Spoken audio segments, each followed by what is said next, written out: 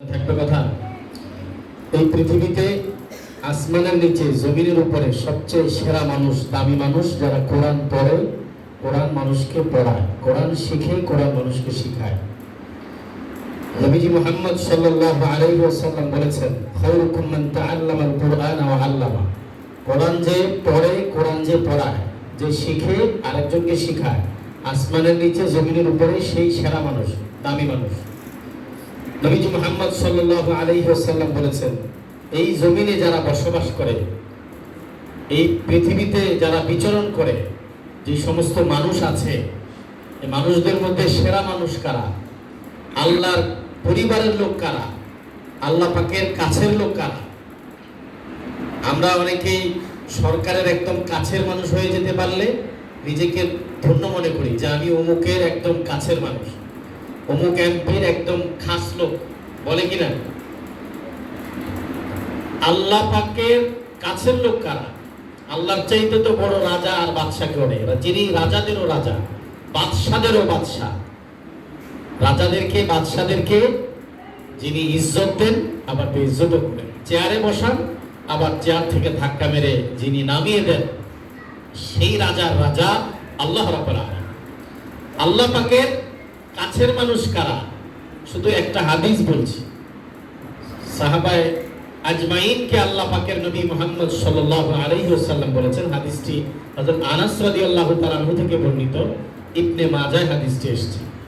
রাসূল পাক সাল্লাল্লাহু আলাইহি ওয়াসাল্লাম বলেন, ইন্না লিল্লাহি আহলিনা মিনান নাস। যে পৃথিবীতে কিছু মানুষ আছে আল্লাহর পরিবারের লোক। অনেকে বলে আমি শেখ পরিবারের লোক, এরশাদ পরিবারের লোক, জিয়া পরিবারের লোক, গর্ব করে। আর এই পৃথিবীতে আল্লাহর পরিবারের লোক কারা?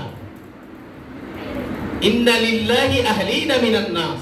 মানুষদের মধ্য থেকে কিছু মানুষ আছে তারা আল্লাহর পরিবারের লোক, আল্লাহর বিশেষ লোক। সুবহান।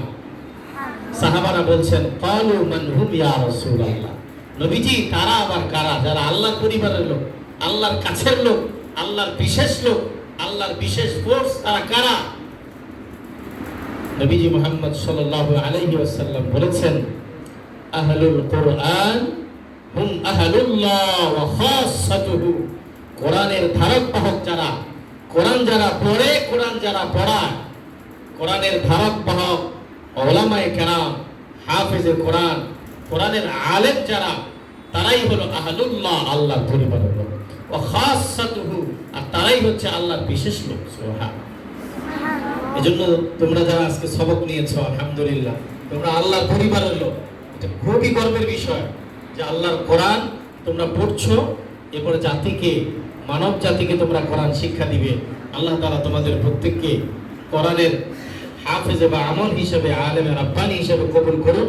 দেশ জাতির খেদমতে তোমাদেরকে আল্লাহ পাক অগ্রণী ভূমিকা পালনের তৌফিক দান করুন। মারকাজুত তাকওয়া মাদ্রাসা এটি একটি আমাদের কোম্পানিগঞ্জ নোয়াখালীর মধ্যে আন্তর্জাতিক মানের হিফজ মাদ্রাসা। এই মাদ্রাসার লেখাপড়া আলহামদুলিল্লাহ শুরু থেকে এই পর্যন্ত সুশৃঙ্খলভাবে, সুচারুরূপে হয়ে আসছে। আলহামদুলিল্লাহ সুন্দর পড়ালেখা এই মাদ্রাসায় আপনাদের ছাত্রছাত্রী অভিভাবকরা দিয়েছেন।